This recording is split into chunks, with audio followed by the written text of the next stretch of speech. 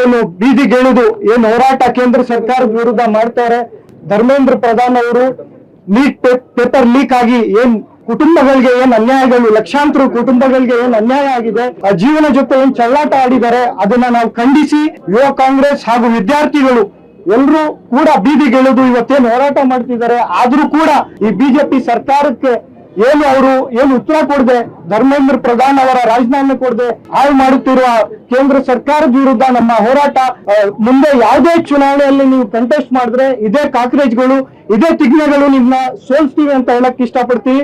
ಇವತ್ತಿನ ದಿನ ಇಡೀ ದೇಶದಲ್ಲಿ ಇವತ್ತು ವಿದ್ಯಾರ್ಥಿಗಳು ಏನು ಬೀದಿಗಿಳಿದು ಏನು ಹೋರಾಟ ಕೇಂದ್ರ ಸರ್ಕಾರದ ವಿರುದ್ಧ ಮಾಡ್ತಾರೆ, ಅದಕ್ಕೆ ಕಾರಣ ಆಗಿರುವ ಧರ್ಮೇಂದ್ರ ಪ್ರಧಾನ್ ಅವರು ನೀಟ್ ಪೇಪರ್ ಲೀಕ್ ಆಗಿ ಏನ್ ಸಾವಿರಾರು ಕುಟುಂಬಗಳಿಗೆ ಏನ್ ಅನ್ಯಾಯಗಳು, ಲಕ್ಷಾಂತರ ಕುಟುಂಬಗಳಿಗೆ ಏನ್ ಅನ್ಯಾಯ ಆಗಿದೆ, ಅವರ ಜೀವನ ಜೊತೆ ಏನ್ ಚಲ್ಲಾಟ ಆಡಿದ್ದಾರೆ, ಅದನ್ನ ನಾವು ಖಂಡಿಸಿ ಇಡೀ ದೇಶದಲ್ಲೇ ಯುವ ಕಾಂಗ್ರೆಸ್ ಹಾಗೂ ವಿದ್ಯಾರ್ಥಿಗಳು ಎಲ್ಲರೂ ಕೂಡ ಬೀದಿಗಿಳಿದು ಇವತ್ತೇನು ಹೋರಾಟ ಮಾಡ್ತಿದ್ದಾರೆ. ಆದ್ರೂ ಕೂಡ ಈ ಬಿಜೆಪಿ ಸರ್ಕಾರಕ್ಕೆ ಏನು ಉತ್ತರ ಕೊಡದೆ, ಧರ್ಮೇಂದ್ರ ಪ್ರಧಾನ್ ಅವರ ರಾಜೀನಾಮೆ ಕೊಡದೆ, ಇವತ್ತಿನ ದಿನ ಅವರು ಏನು ಮಾತಾಡದೆ ಇವತ್ತು ಕೇಂದ್ರ ಸರ್ಕಾರದವರು ಹಿಟ್ಲರ್ ಏನ್ ಸರ್ಕಾರ ಆಯ್ತು ಅದನ್ನ ನಡೆಸ್ತವ್ರೆ. ಯಾವುದೇ ರೀತಿಯಲ್ಲಿ ಅವರು ಉತ್ತರ ಕೊಡಕ್ ಮುಂದೆ ಬಂದಿಲ್ಲ.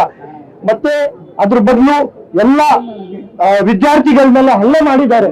ನಾವೆಲ್ಲ ವಿಡಿಯೋಸ್ ನೋಡ್ಬೋದು ಯಾವ ರೀತಿ ದೌರ್ಜನ್ಯಗಳು ನಮ್ಮ ಸ್ಟೂಡೆಂಟ್ಸ್ ಮೇಲೆ ಇವತ್ತು ಕೇಂದ್ರ ಸರ್ಕಾರ ಮಾಡಿದೆ ಅಂತ. ಇದನ್ನ ಖಂಡಿಸಿ ನಾವು ಹೋರಾಟವನ್ನು ಮಾಡ್ತಾ ಇದೀವಿ. ಯುವಕರು ಈ ದೇಶದ ಶಕ್ತಿ, ವಿದ್ಯಾರ್ಥಿಗಳು ಈ ದೇಶದ ಭವಿಷ್ಯ, ಈ ದೇಶದ ಭವಿಷ್ಯವನ್ನು ಹಾಳು ಮಾಡುತ್ತಿರುವ ಕೇಂದ್ರ ಸರ್ಕಾರದ ವಿರುದ್ಧ ನಮ್ಮ ಹೋರಾಟ. ಮೈಸೂರು ನಗರ ಹಾಗೂ ಗ್ರಾಮಾಂತರ ಯುವ ಕಾಂಗ್ರೆಸ್ ಸಮಿತಿಯ ಹೋರಾಟ ನಮ್ದು ಇದ್ದೇ ಇರುತ್ತೆ. ಮುಂದಿನ ದಿನದಲ್ಲೂ ಕೂಡ ನಾವು ಉಗ್ರವಾದ ಹೋರಾಟವನ್ನು ಮಾಡ್ತೀವಿ. ಪ್ರತಾಪ್ ಸಿಂಹ ಅವರೇ, ನೀವು ನನ್ನ ಏನ್ರಿ ಕಾಕ್ರೇಜ್ಗಳು, ತಿಗ್ನೆಗಳು ಈ ಹೋರಾಟವನ್ನು ಮಾಡ್ತಿದ್ದಾರೆ ಅಂತ ಹೇಳ್ತಾ ಇದ್ದೀರಾ. ನಾನ್ ನಿಮ್ಗೆ ಹೇಳಕ್ ಇಷ್ಟಪಡ್ತೀನಿ, ಇದೇ ಕಾಕ್ರೇಜ್, ಇದೇ ತಿಗ್ನೆಗಳು ನಿಮ್ಮನ್ನ ಮುಂದೆ ಯಾವುದೇ ಚುನಾವಣೆಯಲ್ಲಿ ನೀವು ಕಂಟೆಸ್ಟ್ ಮಾಡಿದ್ರೆ ಇದೇ ಕಾಕ್ರೇಜ್ಗಳು, ಇದೇ ತಿಗ್ನೆಗಳು ನಿಮ್ನ ಸೋಲ್ಸ್ತೀವಿ ಅಂತ ಹೇಳಕ್ ಇಷ್ಟಪಡ್ತೀವಿ.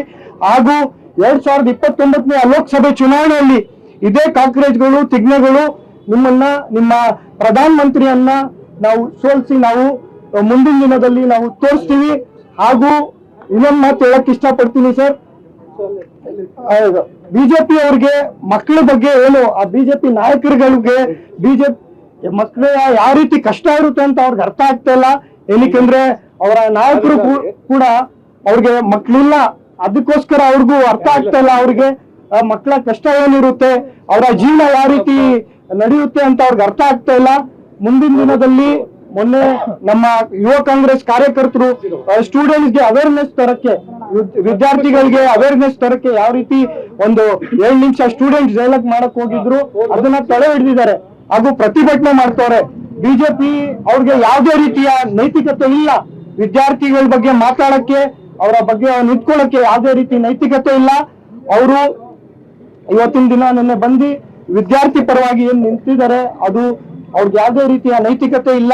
ಮುಂದಿನ ದಿನದಲ್ಲಿ ಇದೇ ಕಾಕ್ರೋಚ್ಗಳು, ಇದೇ ತಿಗ್ನೆಗಳು ಅವ್ರಿಗೆ ಬೀದಿಗೆ ಎಳ್ಕೊಂಡು ನಾವು ತಗೊಬಂದು ತೋರಿಸ್ತೀವಿ ಅಂತ ಹೇಳಕ್ ಇಷ್ಟಪಡ್ತೀವಿ.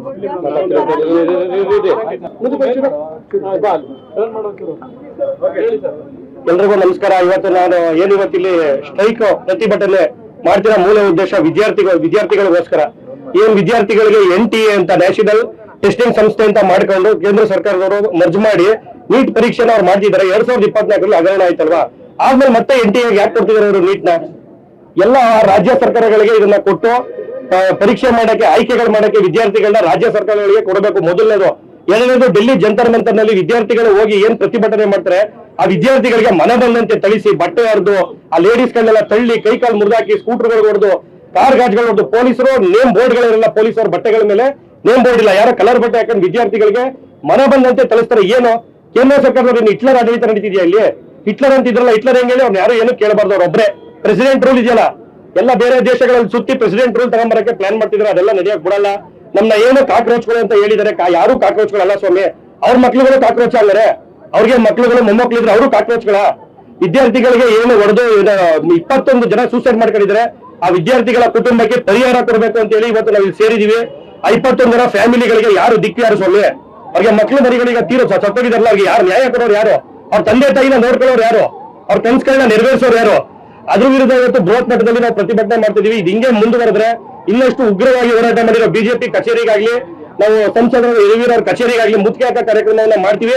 ಇದನ್ನ ನಾವು ಇಲ್ಲಿಗೆ ನಿಲ್ಸಲ್ಲ. ಧರ್ಮೇಂದ್ರ ಪ್ರಧಾನ್ ಅವರು ಈ ಕೂಡಲೇ ರಾಜೀನಾಮೆ ನೀಡಬೇಕು. ಅವ್ರು RSS ಅವ್ರನ್ನ ಮಾತು ಕೇಳ್ಕೊಂಡ ಧರ್ಮೇಂದ್ರ ಪ್ರಧಾನ್ ಇನ್ನೂ ಇಟ್ಕೊಂಡಿದ್ದಾರೆ. ಯಾವ ನೈತಿಕತೆ ಐತೆ ಸ್ವಾಮಿ ನಿಮ್ಗೆ ಧರ್ಮೇಂದ್ರ ಪ್ರಧಾನ್ ಅವ್ರನ್ನ ಮುಂದುವರ್ಸಕ್ಕೆ? ಇಷ್ಟು ವಿದ್ಯಾರ್ಥಿಗಳಿಗೆ ಆಯ್ತಲ್ಲ, ಯಾರು ಜವಾಬ್ದಾರಿ ಯಾರು? ಕೇಂದ್ರ ಸರ್ಕಾರದಲ್ಲಿ ನೈತಿಕ ಹೊಣೆ ಹೊತ್ತು ಈ ಕೂಡಲೇ ಧರ್ಮೇಂದ್ರ ಪ್ರಧಾನ್ ಅವ್ರನ್ನ ವಜಾ ಮಾಡಬೇಕು. ಇಲ್ಲಾಂದ್ರೆ ಇನ್ನು ಮುಂದಿನ ದಿನಗಳಲ್ಲಿ ಇನ್ನೂ ಉಗ್ರವಾದ ಹೋರಾಟ ಮಾಡ್ತೀವಿ ಅಂತ ನಾವು ಈ ಮೂಲಕ ಕರೆ ಕೊಡ್ತಾ ಇದೀವಿ. ಚಂದನ್ ಕುಮಾರ್ ಅಂತ ಗ್ರಾಮಾಂತರ ಯೂತ್ ಕಾಂಗ್ರೆಸ್ ಅಧ್ಯಕ್ಷರು.